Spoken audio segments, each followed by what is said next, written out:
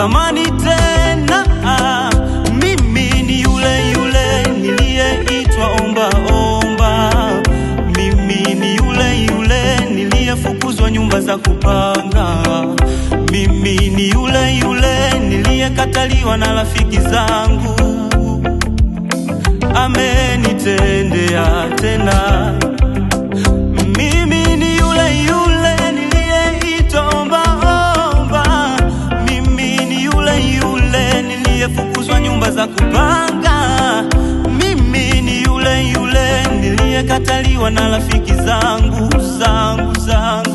Amenitendea tena.